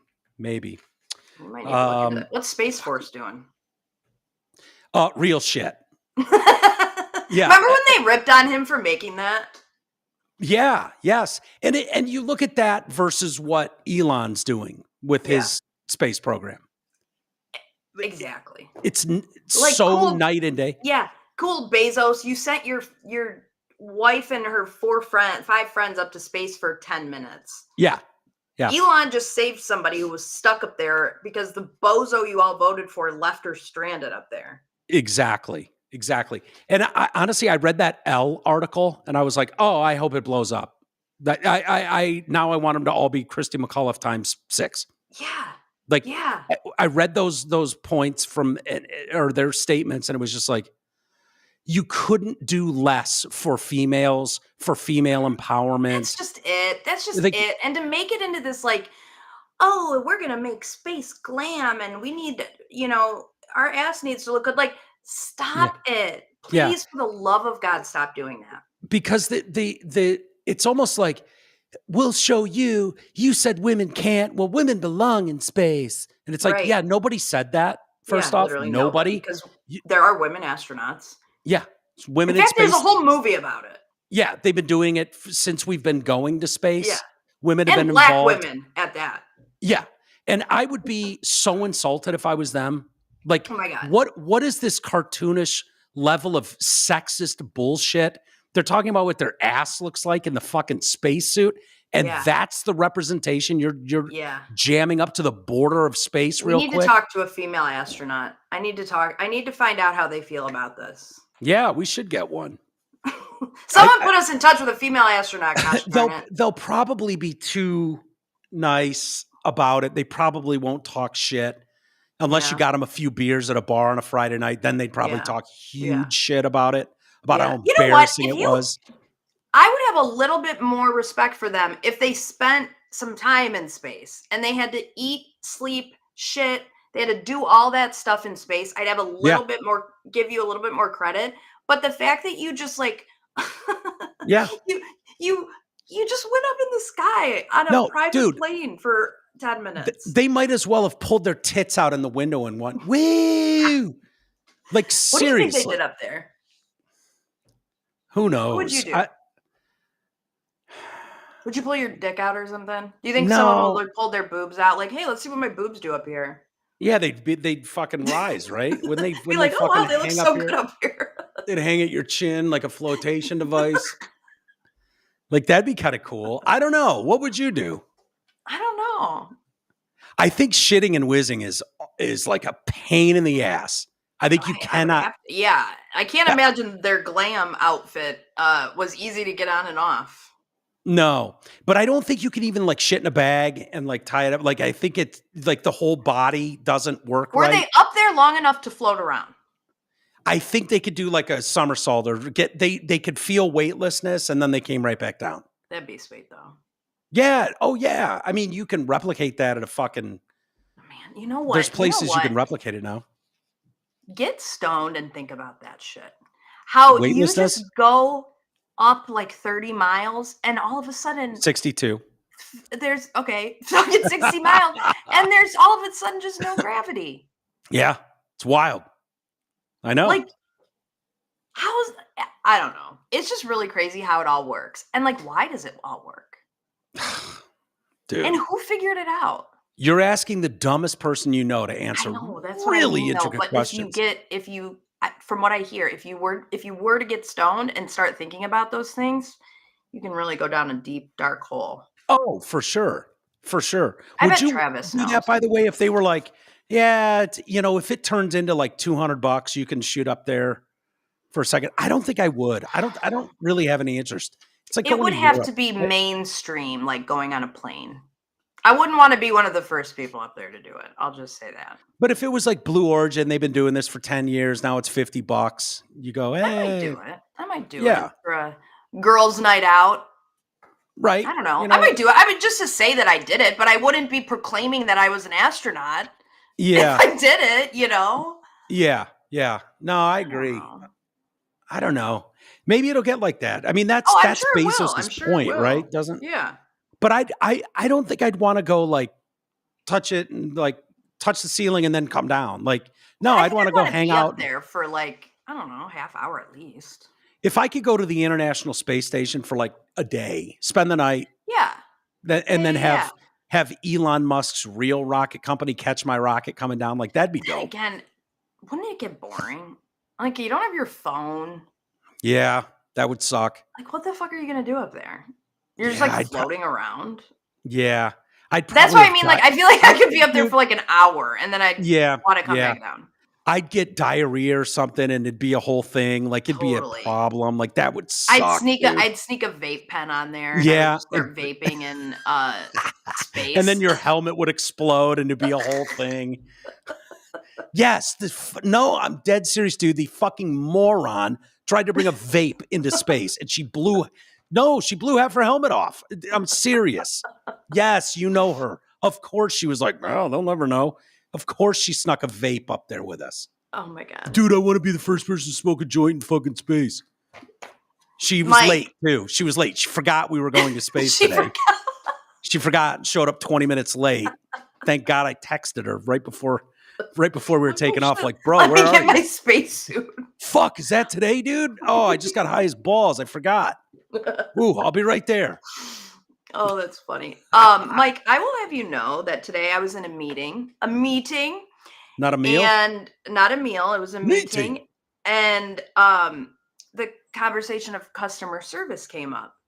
And I was thinking of the Delta flight and how it would have just been so simple for Delta to just do the right thing, even though it wasn't their fault at all. Yeah. So we started talking about it, and this guy was saying how, customer service is super important. He's like, we had this customer and they had a problem and it cost them $9,000. And I felt so bad that even though it wasn't our fault, I went there with a check and I paid for half, $4,500. And she was just so grateful. And it's just little things like that. And I was like, see, exactly. It's just the right thing to do to keep your business going, to have good PR, and it comes back to you tenfold. And so then I launched into the story about Delta. No, the more I thought about it, it's too easy for a multinational company, because the problem is there's not a day that's going to go by that she doesn't talk about being puked on that plane. 100%. And that story can end one of two ways. And these motherfuckers handed me 2 goddamn cocktail napkins and told me to clean myself up. Yep. Or, dude, they gave me 10 grand, apologized. They gave me a free flight. They couldn't have been better. Right. And every single person she tells that story to ends one of two ways. They gave me 2 cocktail napkins and told me to fucking dust myself off, or they went above and beyond. Yeah. I will never not fly Delta. Right. So, and the fact is, they're going to tell that story a lot. Everyone around her in her immediate circle is going to be so tired of hearing about, I know you flew, your ass was soaked from some asshole's puke. I know. They're all calling Delta, like, for crying out loud, can you give this lady a voucher for like $1,000 so she shuts up about this damn story? Yeah. End the story different. Yeah, it seems, I still sort of agree, like Delta, although they did sort of do wrong by handing her a couple, just tossing her and be like, bitch, clean yourself up. Yeah. And then they didn't deboard that plane. Right. They were taxiing, so they went back to the gate, and then hazmat guys came on and kind of vacuumed it up to the best of their ability. And so she sat with a baby in puke like seat. So her ass was wet, like, dude. Yeah. No. Yeah. I would not. I would be not on ideal. every news channel telling my story. Oh yeah, they'd be all getting close-ups of your ass, like, look at the wet spot, it's still there. Sure. Like, dude, yeah. You don't need that. All right, should we do some emails? Sure. Get on out of here. By the way, I was talking with Angela today about they're looking forward to us coming to Dallas. I'm so excited. Next week. Although I was looking forward, the hotel is a Hilton Garden Inn that I've always stayed at. And there's the Indian lady at the front desk who recognizes me. And she's this wee little thing. And she was the one that was rolling her eyes at the black guy when he was like, yo, you got any water here and shit? And she was like, ugh, over there. She looked at him like absolutely not human. It was like one of these people. And then she looked at me and she was like, oh, is he with you? And I was like, no. She was like, ugh. And just gave me this look like, fuck these things. She was so bummed. And I felt bad because he seemed like a nice guy. And it was like, yeah, there are racist people everywhere. So I was really looking forward to it because she's super sweet to me. And then I found out that hotel is sold out while we're there. Oh, no. So they got us a different hotel room. Oh, okay. So it's another Hilton property, but it's different. And I'm not going to see my Indian racist lady. I'm so sorry, Mike. Yeah, we might have to fucking Uber over there just so I can say hi. She's usually there in the afternoon. Yeah, that seems like a you activity. Maybe. So anyways, it's going to be a new venture because I've never been to this hotel. Oh, new venture for Mike. Yeah, it's a new venture. New place. I'm like, they better have waffles in the morning. Bakes and everything I like. Yeah, they better. So, we'll see. So email from Cliff. Man, does this picture say 1,000 words? Oh my God, it sure does. What do you make of that? So if you're just listening to us, it's Stretch and Gretchen at the White House covering her face. I'm sure you've seen the picture. Yeah. She's covering her face for a photo, like, don't let anyone know I'm here. Yeah. That's the vibe you get. Has there been talk around Michigan, like what was going on there? Yes, it's very, very big. And in fact, I got an update from our lobbyist that for my industry today. He gave an update to the board that I sit on, and because I'm an adult and I sit on a board of directors, and he was just saying it kind of rocked the Lansing area, and that's where she was getting a lot of shit for that from her party. But also apparently Matt Hall, who's the Republican speaker, was not all too thrilled with how it went down either necessarily. What, that she was there, or no, that Trump just impromptu called them into the Oval Office and had this like press But he always has the press around. And then he started signing all of these like executive orders, and it didn't like regarding I can't remember what they were about, but Gretchen just didn't want to be seen in the pictures. So she started doing that. And it's like, God, that's even worse. How cringy are you? How cringy are you? You're covering your face. This isn't a topic unless she does this. Right. This is just she looks like a toddler. You look like a baby. And honestly, you brought this on yourself, Gretchen. Yeah. You brought this on yourself because, it's got to be kind of hard to be like, hear me out to your constituents, to your coworkers, to your staff, when you've spent the last 8 years being like, this is worse than a nuclear bomb going off. This Hitler. Man, he's Hitler. He's worse than Hitler. I can't be seen with him. I got to cover my face. Like, you put yourself in that position. Yeah. But this. And we all know that's you, Gretchen. Yeah. Oh, we all know that's you. So Cliff says she wanted to have a meeting, not a meal, and didn't want anyone to know about it, is what I got out of this picture. Maybe she was there to give Elon permission to test out the Cybertruck's off-road systems on our shitty fucking roads. If this is who Barry wanted over Kamala, may God help the Democratic Party. This Ozempic using woman just needs to go away. She's not going to. She's probably on Ozempic, isn't she? Oh, yeah. I mean, everybody is, aren't they? Yeah. I don't blame them. Yeah. I mean, it just curbs your appetite. Mm-hmm. You know, I don't blame people at all. If you can afford it, like, hey, the game is so rigged against you in the shit that's in the food. Like, society was not this fat forever. And so they went out of their way. This is kind of what the Maha thing really is trying to tackle. I hope to God they make some headway on it. Some of the word out there is now, I can't remember who I saw talking about this, but was saying that these food companies are trying to alter the semaglutides, the Ozempics of the world, to not react in the human body. They're trying to chemically induce foods so that it bypasses that part that curbs your appetite and your cravings. Yeah, fucked up as can be. So that it's like, they figured out a way to make the body not crave all this garbage all day long, even after they eat. Let's put something else evil in the food to bypass what Ozempic is solving. So they're trying to fuck with it more. Yeah. So, if you can't put a stop to that stuff, because the fact is we are much better off as a society. I take Mounjaro, as a type 2 diabetic. That's what I take. I would recommend all of you get on it if you can.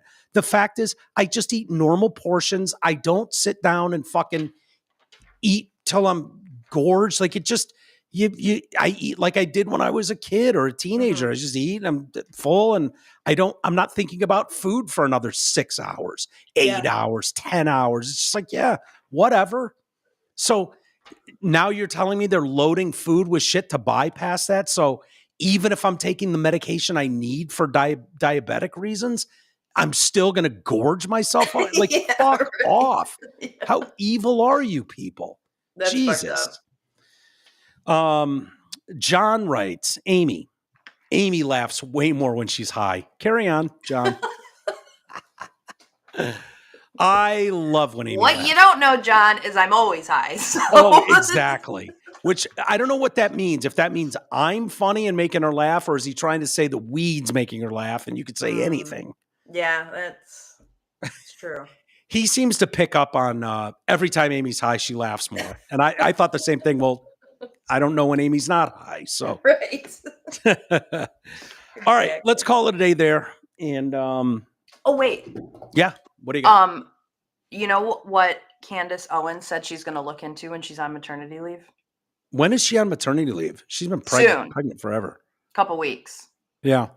What Karen is she looking at? Seriously? Did she say that? Yep. Because I guess a bunch of her followers That's have been going to be boring. You need there's not enough controversy with that case. She's innocent. I know, Mike, but the important thing is none of these fucks are going to get away with it once she gets involved. She is going to, because everybody that talks about it now, like Turtle Boy, they charge with witness intimidation. Someone like Candace Owens, she's going to be like, come at me, bro. Come the fuck at me. Please. Yeah, true. That'll be interesting. Did you watch her stuff on Harvey Weinstein? I've watched most of it. I think I might be like one episode behind. His new trial starts soon. Yeah, that's really interesting. I don't feel like there's a ton, like when you look into the Harvey Weinstein stuff and you go, oh, he wasn't convicted for rape or anything like that. It's like you have all the outrageous headlines and all the women victims, and they just pile up into the whatever. And it's like, yeah, that's not what he was charged for. And people don't know. They go, oh, he's in jail because of his horrific crimes with blah, blah, blah. And it's like, that's not really what it is. And that's why it got thrown out of the New York court. Probably happened in LA too. Yeah. And they let all these character witnesses come in that had nothing to do with the case to testify about what a bad dude he was. And that's essentially why it got overturned. Cause you can't do that. And I think I heard somebody today refer to it. He was friends with benefits with these chicks. Totally. They were getting flown out to, the Cannes the Cannes Film Festival. They were going to premieres. He was getting them into events that they were reaching out to him. Hey, I'm going to be in New York. Can I go to this event? Can I go to that event? And then he got off. That was the exchange. Yeah. And then they had regrets once the Me Too movement rolled around. Dude, hearing the detail that I'd never heard Me either. about. Well, because the New York trials aren't televised. So you're just left to like reading transcripts. No, the ones about these chicks like describing, playing with his balls and his dick and then you find out like, oh, he had gangrene and had lost his balls and didn't have them anymore. Right. So tell me more about fondling his balls and how that was for you. Yeah. Like hearing stuff like that. Yeah. And it doesn't count that you were rubbing his leg and you happened to catch his balls because his balls are in his thigh. That doesn't count. Yeah. Yeah. It's crazy. It's a crazy story. And it comes down to like morally bankrupt human being. Yeah. But I've always had the thought like people use the weapons they have at their disposal and chicks have forever gotten away with flashing a fucking open titty shot to a cop to get out of it. Like they do. And it's of no surprise to me that a chick in Hollywood would do anything they can. And it's like, all right, I'll take a fucking blowjob he's like flying her and her mom places and stuff. You don't do that with somebody who sexually assaulted you. Sorry. Yeah. Yeah. Sorry. And to think, because I think we as a society go like, I'm an executive at Ford and I would never behave that way. It's like, no one's fucking blowing you for a role at Ford. Right. Pulp Fiction's a different story. Right. Like being a part of Miramax and the Weinstein Company and making a career, it's a whole different thing. Yeah. Casting couches have been invented since cameras. Until the Me Too movement. They all praised him. So to think that they had some issue with it when everybody knew what the deal was. He was covered for it. And I think his attorney just has to get up and say, you're not going to like this guy. But you don't have to like him. That doesn't make him a criminal. I find myself just going, everything you learn, and the more you learn, the more you despise these people. Now, this doesn't say everybody. Obviously, it's not a blanket statement like every person who's ever worked in Hollywood is a monster. Of course not. But they are all, by and large, the stories you hear are abusive, entitled, just take advantage. Like they are some of the worst human beings out there. And it's like, the most morally bankrupt people taking advantage of some of the most morally bankrupt people. I don't care. Yeah. Yeah. Okay, cool. Yeah. It just me either. And I just think it's offensive to real victims who, are forced to do shit against their will and taken in broad daylight, and it's like you willingly went there and then you had the nerve to cry that and went back and kept going back. Exactly. Kept going back. It's not, you have free will. You have free will. You didn't have to do that, but you wanted to because you were getting something out of it. You know who didn't go back for more? Laken Riley, right?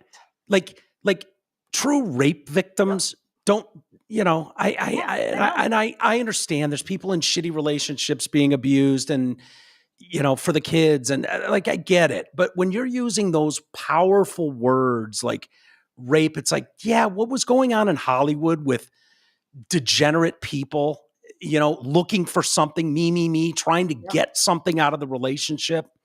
You see it with the Justin Baldoni thing where people are picking sides like who can advance their career more. Well, Justin Baldoni can't advance my career as much as Ryan Reynolds and Blake Lively. So I side with them. Yeah. Yeah. Taylor Swift. I'm on team Taylor Swift. And it's just like, yeah, it's what I expect out of those people. Yeah. It doesn't surprise me anymore. You've been covering these stories. These people have been covering for each other in this incestuous, gross, beautiful people swath in the country. And it's like, you guys got yourself into a situation, but good. Yeah. Good luck. Yeah. Good luck with that. Yeah. Now you want to throw, so I don't know. I haven't watched enough of the Harvey Weinstein interview with her. Maybe I'll do that later. Yeah, I've got to watch it too. I think I've missed like one episode I haven't watched yet. So yeah. It just really sucks that it's like, is anything we thought we believed, like what's next? Bill Cosby was framed. Like Bill Cosby's all bullshit. Right. Is he dead yet? Yeah, I mean, he looks like it. He's not, but he's not in jail, is he? No. Okay. Mm-mm. Where does he live? He just went. Isn't he from Pennsylvania or something like that? Yeah, he just kind of lives off the grid or what? Yeah, I think so. I think, he's tried to do like stand-up and stuff like OJ, so unaware, self-unaware of like what the public perception is of him. Like OJ thought he was going to jump back into society and be the juice. He kind of did. Sort of, but he thought he was going to be loved by, like he did not expect everybody. He thought everybody was cheering for the juice. And I kind of get the sense that Bill felt the same way. Like, I'm going to go out and do some comedy. Bah. Yeah. And people are like, fuck out of here, man. Yeah. So, but that's kind of what the Harvey Weinstein is like Bill, like we find out, oh yeah, that was all bullshit with Bill Cosby. He was framed. It was all bullshit. Well, hang on now. Let's not use words like framed. This isn't Karen Reed, Mike. Come on. Yeah, there you go. True. And on that note. Or it was all bullshit. Yeah. Yeah. All right. Have a great rest of the evening. I will see you. I think we'll do a DEI Tuesday with Isis. Hell yeah.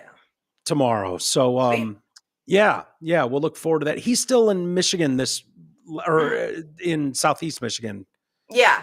For this week, right? Yeah, right. Okay, cool. Well, I will text with him and hopefully we'll welcome Isis in tomorrow. Have a great night, everybody. We'll see you soon.